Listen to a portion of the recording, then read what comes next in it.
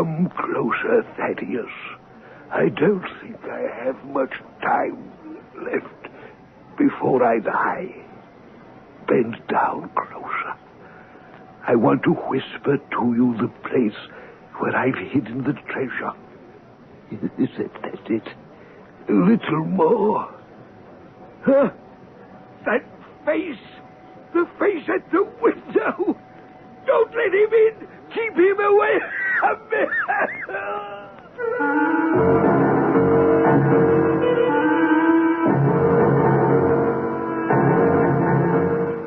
Our mystery drama, The Sign of the Four, was adapted from the Sherlock Holmes classic especially for the Mystery Theater by Murray Burnett and stars Kevin McCarthy.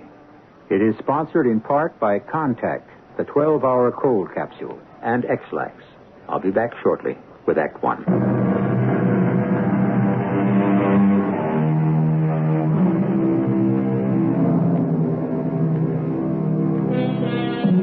A famous poem goes, London is a man's town with power in the air. Paris is a lady's town with flowers in her hair. It's a lovely fancy, but London is also a town full of ghosts. The wives of Henry VIII wailing in the Tower. The echoes of the voices of William Pitt, Cromwell, and Edmund Burke in the House of Parliament. And, of course, the lean figure of Sherlock Holmes in his deerstalker hat, prowling the streets in search of a criminal. Our story today starts in the famous bachelor quarters of Sherlock Holmes and Dr. Watson at 221B Baker Street. Miss Mary Morstan, please have a seat and tell me what brings you to me. I have come to you, Mr. Holmes, because I can hardly imagine anything more strange, more utterly inexplicable than the situation in which I find myself. Capital. You hear that, Watson? State your case, if you please. Well, nearly 10 years ago, on the 3rd of December, 1878, my father, who was a senior captain of a regiment, came home from India on leave and disappeared without a trace. You notified the police? Oh, of course. When I came to his hotel, I learned that he had left the night before and had not returned. I called the police immediately. His luggage? Remained intact at the hotel. The police were very thorough, but a search produced no clue at all. Had he any friends in London? One. A retired fellow officer in the same regiment, Major John Sholto. We communicated with him, of course, but he hadn't even known my father was in England. Singular. Well, I haven't come to the most singular part. A year later, on my birthday, May 4th, I received through the post a small cardboard box, which, when I opened it, contained a single, large, lustrous pearl. Since then, every year on my birthday, I receive an identical box containing a similar pearl and no clue as to the sender. I took them to an expert who pronounced them to be both rare and valuable. But I brought them. You can see for yourself. Better and better. But surely something else has happened to bring you to me today. Just this morning, I received this letter. Perhaps you'll read it for yourself. Thank you. Be at the third pillar from left outside Lyceum Theater tonight at 7 o'clock. If you are distrustful, bring 2 friends. You are a wronged woman and shall have justice. Do not bring police. If you do, all will be in vain. Your unknown friend. Now, this is really a pretty little mystery. What do you intend to do, Miss Morstan? That's exactly what I want to ask you. What should I do? We shall most certainly go. You and I and Dr. Watson.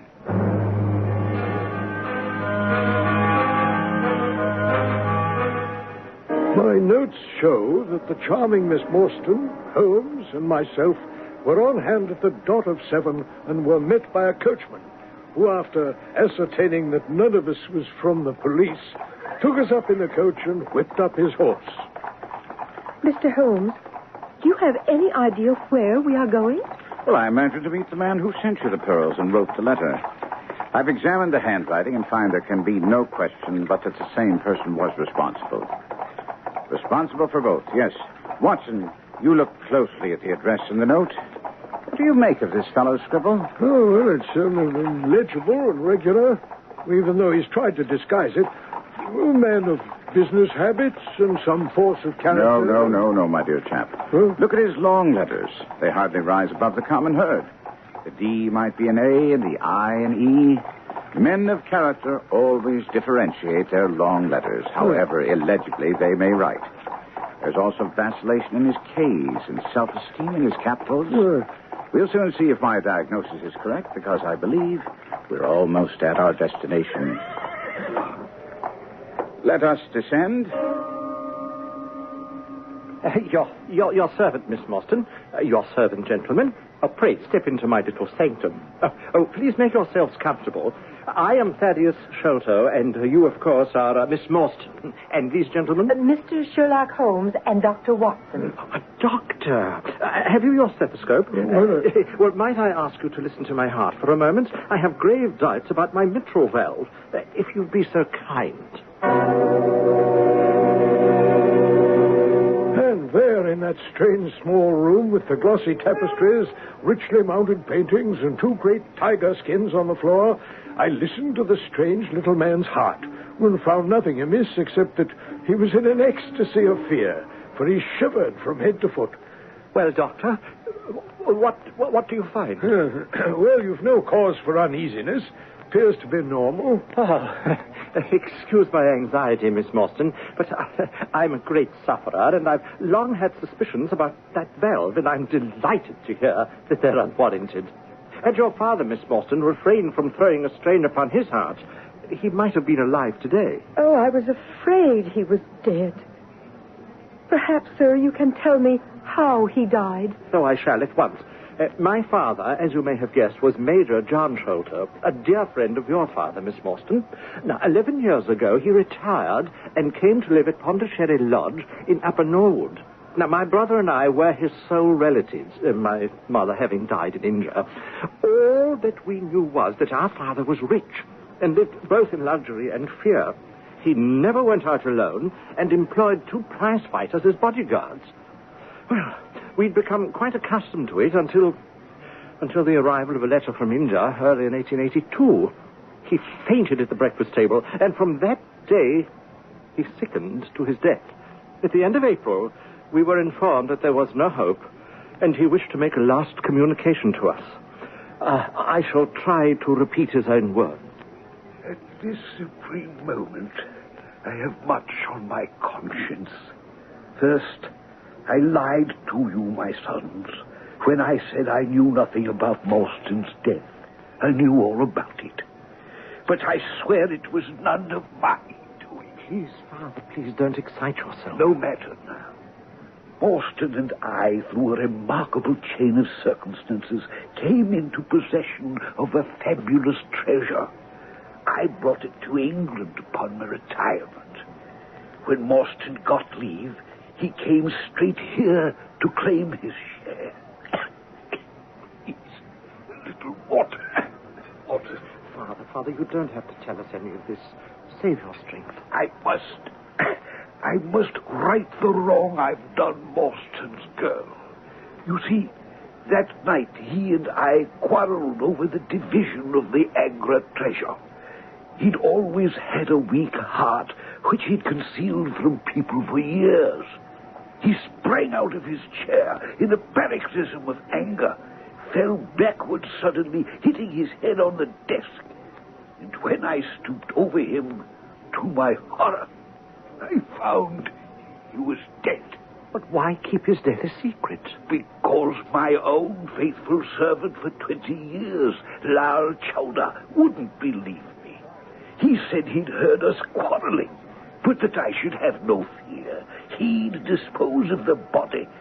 No one would be the wiser. Oh, surely, Father, that was most unwise. Why did you You're ever... a fool, Thaddeus. I told Lyle the truth, and he didn't believe me. Now, if my own faithful servant thought I'd killed Morstan, what would the police have thought? No, that was right. What was wrong was in keeping Morstan's share of the treasure. And you want us to right this wrong. Yes, but I must tell you where I've hidden the treasure. You will then make restitution. Put your ear down close to my mouth. My strength is... Keep him out! The face at the window! For the Lord's sake, keep him out!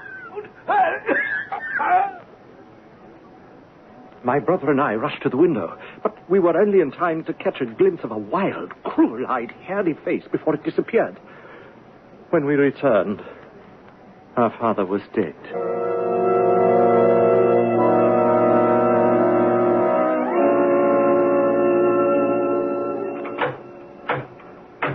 Who's there? I, McMurdo. Surely you know my knock by this time. Would seem your brother Bartholomew also protects himself against intruders. Evening, Mr. Thaddeus. But who be the others? I've had no orders about them. I distinctly told my brother last night I was bringing friends. But I ain't been out of his rooms all day, Mr. Thaddeus, and I have no orders. I can let you in, but your friends must stay where they are. If I guarantee them, that should be good enough for you. Now, you can't keep a young lady waiting out on a cold night like this. Very sorry, Mr. Thaddeus. Mr. McMurdo, I don't think you can have forgotten me. Don't you remember that amateur who fought 3 rounds with you in Allison's rooms? The night of the benefit, 2 years back. Not Mr. Sherlock Holmes. Indeed. Broad Street. McMurdo won't keep us out in the cold now, I'm sure. In you come, sir. You and your friends. Who's to tell, Mr. Thaddeus? I'm glad to see you. The master ain't ate a thing all day. I brought him up a tray and knocked. He didn't even answer. But I don't understand any of it. Bartholomew was expecting us. I suggest we go up to your brother, Mr. Sholto. There's something amiss with Bartholomew. My nerves can't stand this. Quiet. Let's see if we can rouse him. Open up. Open up, Mr. Sholto. It's your brother and some friends. Bolt it. Watson, put your eye to the keyhole and let us know what you see. Good Lord, Holmes. There's something devilish in there. What's to be done? The door must come down. Give me a hand. Right.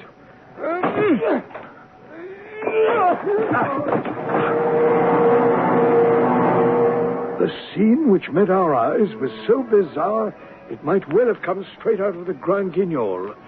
The room had been fitted up as a chemical laboratory with glass stoppered bottles, Bunsen burners, and other scientific paraphernalia. Bartholomew Sholto sat in a wooden chair by a large table in the center of the room.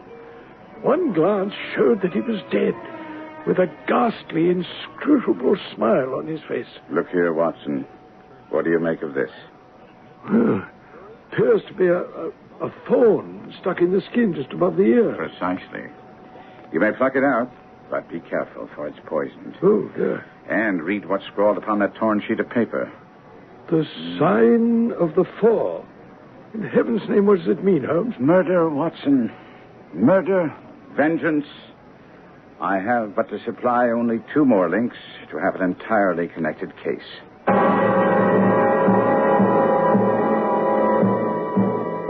Only 2 more links, and the puzzle will fall in place?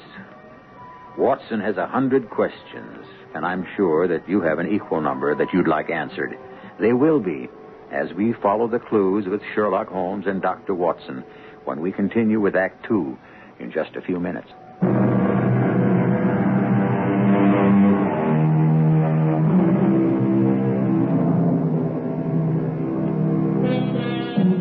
From time immemorial, men have sought buried treasure. Few have found it, and many have died in the search. Fabulous riches seem to be a Pandora's box, which unleashes the human passions of greed, deceit, and treachery, which ultimately lead to death. Sherlock Holmes and Dr. Watson are examining the room in which Bartholomew Sholto met his dreadful death. Now, Watson, we have a half hour before the police come. Let us make good use of it. In the first place, how did these folks come, and how did they go? Folk? You mean there was more than one? Well, surely. Now, let us first examine the window. Window locked on inside. No hinges. We open it. No water pipe near. Roof quite out of reach. Yet a man is mounted by the window. It rained little last night, and here is the print of a foot upon the sill. And here is a circular muddy mark. And there again on the floor by the table. You see, Watson? Well, that's not a footmark. Well, it's something much more valuable. The impression of a wooden stump. Oh, come, Holmes. You never make me believe a wooden-legged man climbed up the wall and... Come here a minute. Now look out the window.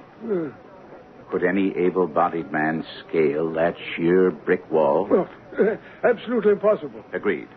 But suppose you had a friend up here who lowered you this good stout rope that I see over there in the corner. Then I think, if you were an active man, you might swarm up, wooden leg and all, and then get away in the same fashion. Your ally would then lock the window from the inside after drawing up the rope. Well, it seems possible, but how can you be so certain? Well, you notice I examined the rope, from which I deduced that our wooden-legged man, though a fair climber, wasn't a professional sailor. His hands were far from horny. If you look closely, especially towards the end of the rope, you'll see that he slipped down so fast, he took a good deal of skin off his hands. All right, but what about this mysterious ally? How did he get in? Capital, Watson, capital. You've hit upon the singular aspect of the case, although there are parallels in India. But if you look around the house and the grounds, you'll find the solution.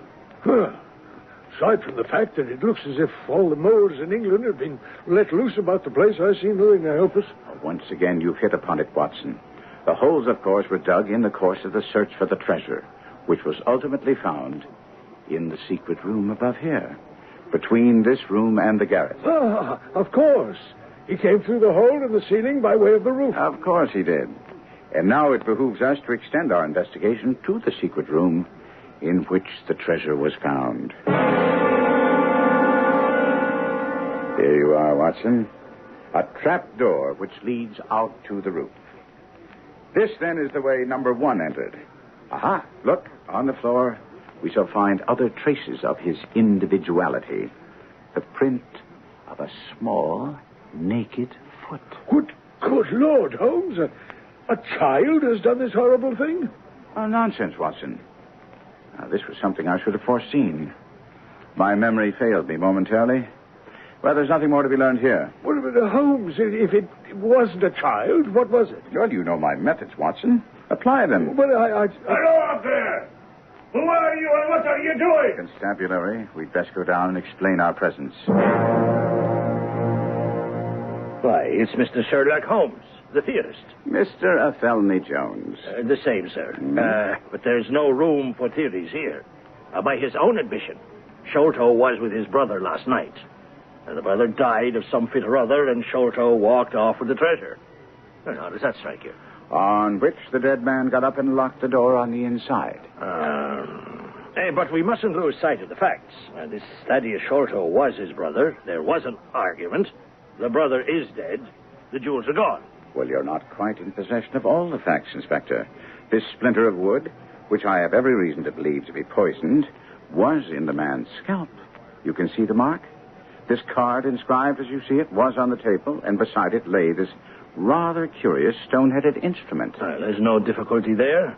The house is full of Indian curiosities. If the splinter's poisonous, Thaddeus could well have made use of it. And the only question remaining is, how did he get out? I've got it. The hole in the ceiling. It must lead to the roof. You were up there, sir. Is there a trapdoor, which could be opened, which leads on to the roof. Well, then I have my case. I'm going to charge Thaddeus Sholto. Well, I must warn you, Inspector, that you're moving too fast too soon. With all due respect to your theories, Mr. Holmes, I'm satisfied that I have all I need. Well, then you would have no interest in the name and description of one of the 2 men who were in this room last night. I'm a police officer, Mr. Holmes. And if that's a joke, it's in very bad taste. His name is Jonathan Small. He's poorly educated, small, active. He's lost his right leg and wears a wooden stump which is worn away on the inner side. His left boot has a coarse, square-toed sole with an iron band around the heel. He's middle-aged, much sunburned, and has been a convict, and there's a good deal of skin missing from the palms of his hands. Well, it beats me how you come up with all these things, Mr. Holmes. But I admit, you make it sound mighty convincing. How about the other man?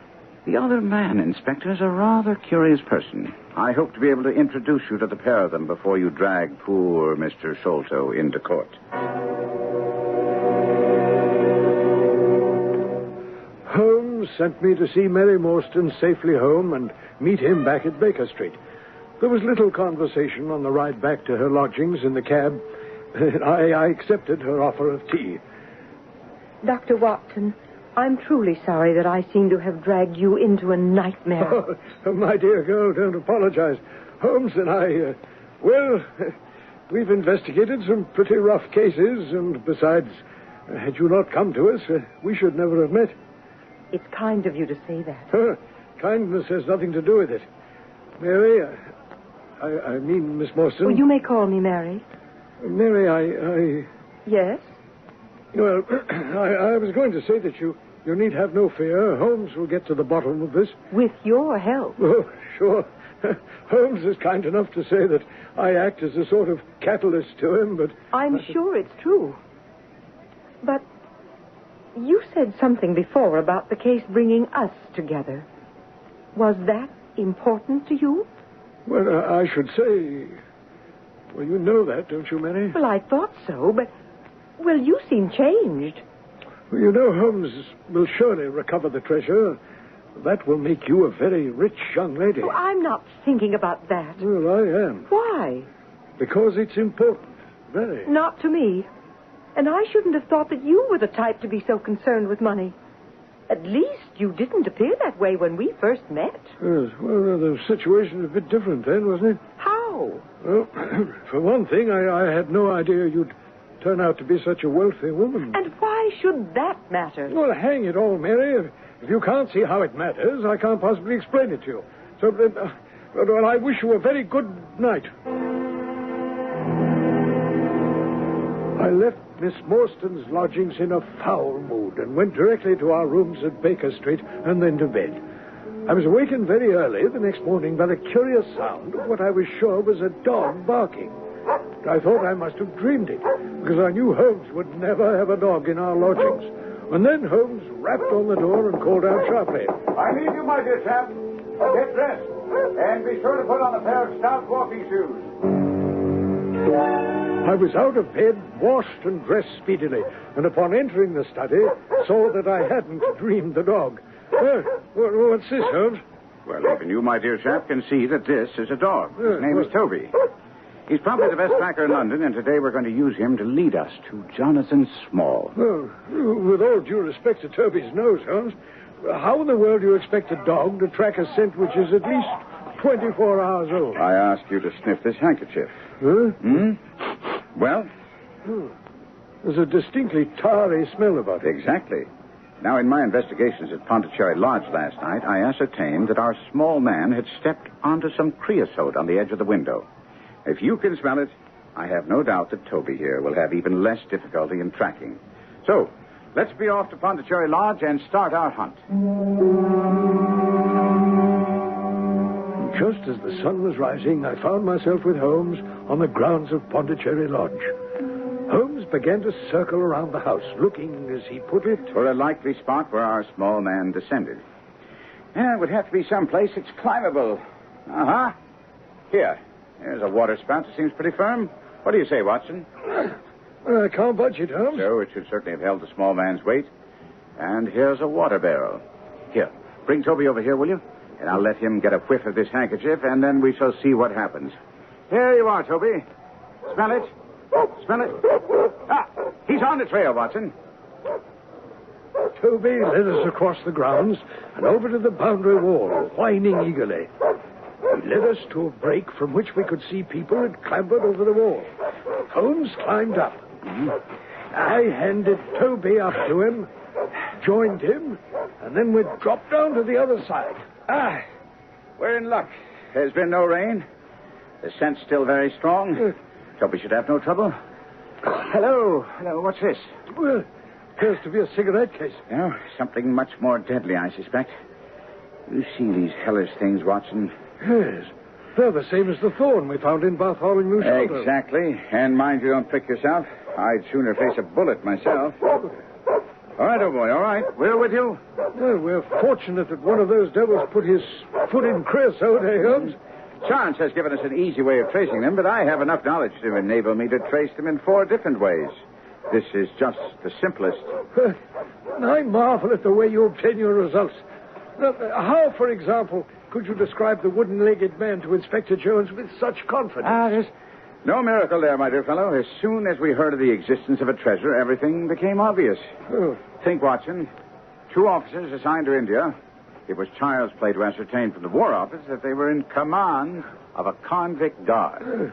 Now, you recall the piece of paper belonging to Captain Morstan that Miss Morstan showed us on the way to Pondicherry Lodge? Well, it was some old map. Yes, precisely. The sort of map used to locate a treasure, and it was signed Jonathan Small and 3 other non-English names. Ah, the sign of the 4. Excellent, Watson. Now, think back on how Major Sholto died. Well, his heart gave out. Yes, but why, man? What caused it? Thaddeus told us he saw a face at the window. It frightened him. Exactly. Now, doesn't it follow that a man who deprived his own partner of a treasure would also deprive a convict of his share and would then live in fear in the event that the convict escaped? Actual fear of his life. But Holmes, you said it wasn't Small who killed Bartholomew. His associate. Quite so. Quite so. Did you take a pistol with you? Well, I had my stick. Well, I'll leave the wooden leg man to you, but if the associate turns nasty, I shall shoot him dead. We seem to be approaching their hiding place. Undoubtedly. Keep a sharp eye out. They seem to have taken refuge in a lumber yard. Oh, there's the little beast taking us. Holmes! Holmes, what does this mean? It means, my dear Watson, that Toby's nose is infallible. Huh? That barrel on which he jumped so proudly is a barrel full of creosote.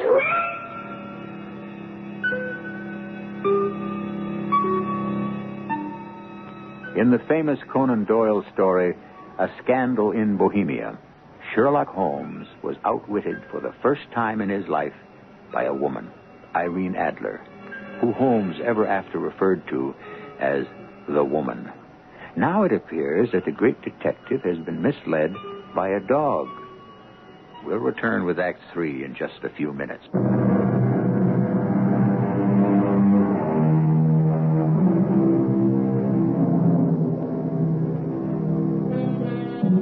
The legendary pot of gold at the end of the rainbow is old stuff.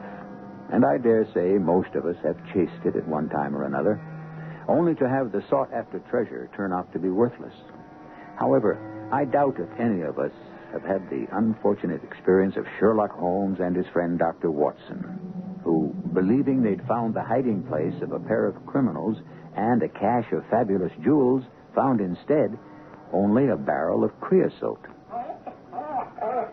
It's obvious what happened, Watson. If you remember the place where our good friend Toby seemed to lose the trail, that must have been where 2 trails crossed. Toby just chose the wrong one. We're fortunate that it's not too far back. Come, let's retrace our steps. And so it proved. Taken back to where he'd been running in circles, Toby happily set off on another trail, which led us through Belmont Place and Prince's Street right down to the water's edge, where there was a small wooden wharf. Toby led us to the very edge, where he stood whining, looking out on the dark current beyond. We've run out of luck, Watson. They've taken to a boat here. Well, that's that then, huh? They've gotten clean away. Not necessarily. Look at that sign. Mordecai Smith.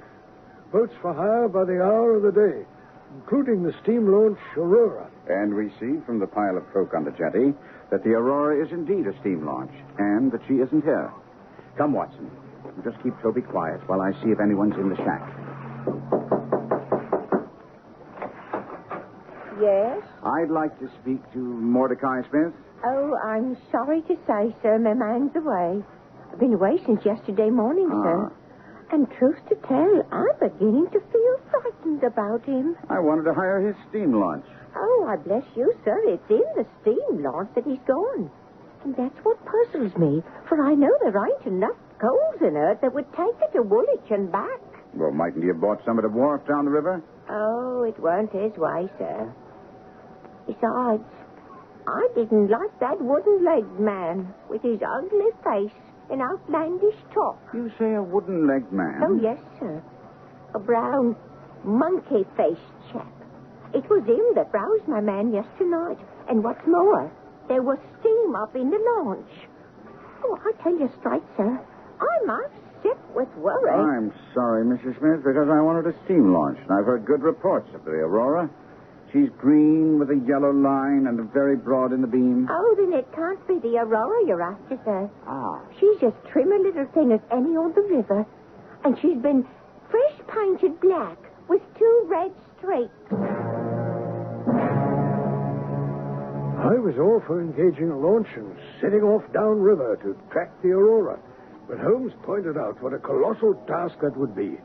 Therefore, after returning Toby to his grateful owner, we found ourselves in the office of Athelney Jones at Scotland Yard. Mr. Holmes, I'm very happy to tell you I've got the whole lot of them in jail now. The whole lot? Yes, the brother Thaddeus, that prizefighter McMurdo, and the Indian servant Lal something or other. And there's no question, but they were in it together. How did you arrive at that interesting conclusion? Well, you helped by showing me that there had to be 2 people. And what more likely than those 2 who were always in the house? Well, haven't you overlooked the fact that they were loyal servants of the murdered man? Oh, according to Thaddeus, Mr. Holmes. He wanted to lead us up the garden path, you see. And the motive? The missing treasure, of course. The murdered man was, by all accounts, a tight-fisted skinflint who didn't want to give up his share of the treasure to his partner. And he must have been the same way with his servants. The treasure's the key, Mr. Holmes. Mark my words. I agree with you. But I gave you the name of the man I believe responsible. And you're sticking to that? Well, we shall see, Mr. Holmes. We shall see. What brought you here, then? I'm here to ask a favor. I'd like a missing steam launch located. It's the sort of job you people here at Scotland Yard do so well. A steam launch?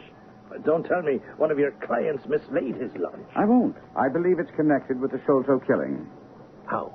I think the criminals used it to effect their escape. All that day and the morning of the next, Holmes fretted, complaining about the fact that Scotland Yard had been unable to locate the Aurora. The whole river has been searched on either side with no success. It's too much. There's no word today. I'll be forced to believe they've scuttled the craft. But there aren't too many logical objections to that. I put an advertisement in the agony column of the Times, and if we hear nothing today, I'll have to take to the river myself. Well, I shall accompany you. No. You'd be much more useful if you stay here as my representative. Well, but Holmes... No need to argue, for it may not come to that. We may yet have news today. But we heard nothing. On the following day, Holmes left before I was up. I lounged around the flat all day, hoping there was no flaw in my companion's reasoning. And at 3 o'clock, there was a knock on the door. Good day, sir. Mr. Holmes is out, I understand. Yes, Inspector. I don't know when he'll be back. But if you'd care to take a chair and try one of these cigars. Thank you. I don't mind if I do. Your friend, Mr. Sherlock Holmes, is a wonderful man, sir. I had this wire from him this morning. Here's the message. Go to Baker Street at once. If I have not returned, wait for me. I'm close on the track. You can come with us tonight if you want to be in at the finish. What do you make of it? Well, sounds hopeful. Are you expecting someone? Perhaps an answer to Holmes' advertisement. Excuse me. Yes, my man? What is it? Well, now, sir, you must give an old cart like me time to catch his breath after these stairs. Oh, yes? Is Mr. Sherlock Holmes here? No, but come in. I'm acting for him. You can give me the message. Nay, it was only to himself I was to tell it. But I tell you, I'm his representative. Was it about the Aurora? Mordecai Smith's boat?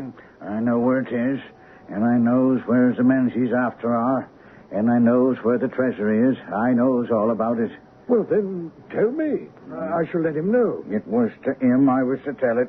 I'm a police officer. You have important information, and we shall keep you, whether you like it or not, until our friend returns. Pretty sort of treatment, this. I come here to see a gentleman, and you two seize me and treat me in this fashion. Oh, now. I promise you shan't lose a penny for your loss of time. Just sit over there on the sofa, and you won't have to wait long. All right. We'll see. Well, now, Inspector, where were we? As I was just about to say that I think Mr. Sherlock Holmes would have made a most promising police officer. Oh, here, your cigar's gone out. Allow me to relight it.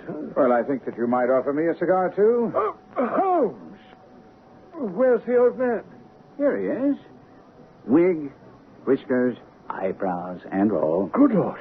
I hardly expected my disguise to stand a test like this. Oh, you are a rogue, sir. The case is all but solved.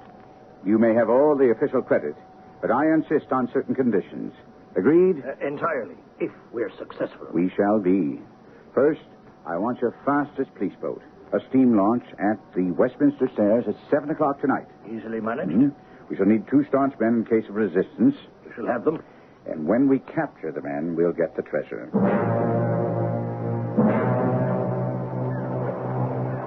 Here's our launch, Mr. Holmes, right on the dot.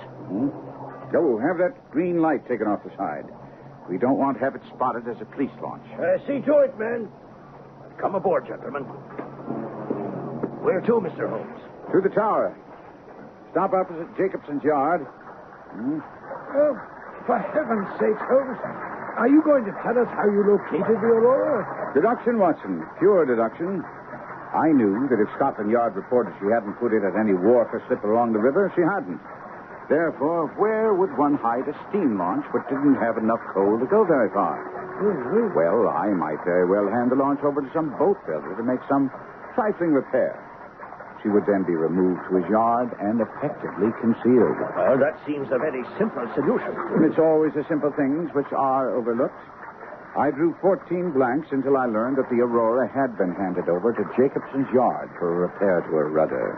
A needless one, I might add. And that she would be called for at 8 o'clock sharp tonight. But where are they going?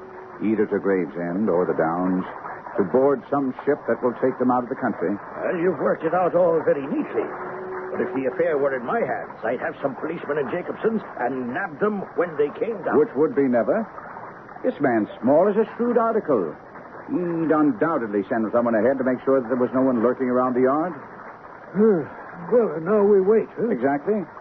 And the minute we sight her, we go after her. It's after 8, Holmes. And there's the Aurora. And going like the very devil. Get after her. The launch with the yellow light.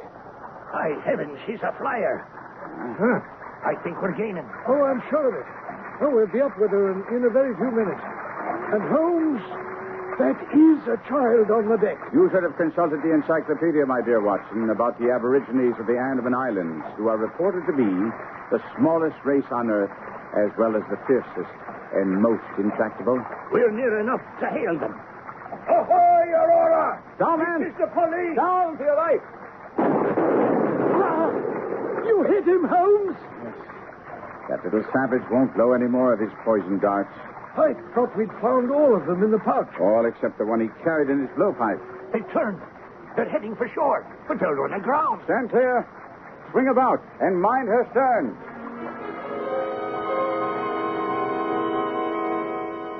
The Aurora had run aground on a mudbank.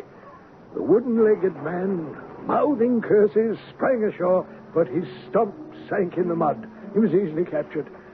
The treasure chest was intact on the deck of the Aurora, and in a very short time, I brought it to Mary Morstan. The chest wasn't heavy, but my heart was. You weren't hurt? Oh, Dr. Watson, I'm glad to see you're all right. Oh, it came through with flying colors. And here's your treasure. Well, aren't you going to open it? It's strange, but the treasure seems to mean more to you than it does to me. Well, I'd rather say that it means a lot to both of us. You need some help with the lid there. Thank you. Why, Why, it's empty. It can't be. It's impossible. Would you see who that is, please? Oh, yes, certainly. Oh, Holmes, do you know that the treasure is gone? Yes, Well, do you know where it is? at the bottom of the Thames, where Small threw the gems, piece by piece, during the chase. Oh, dear. Wouldn't it have been simpler for him just to chuck the chest overboard? Well, that was a compliment to me. He told us that any man smart enough to track him would be smart enough to fish up a whole chest from the bottom of the river.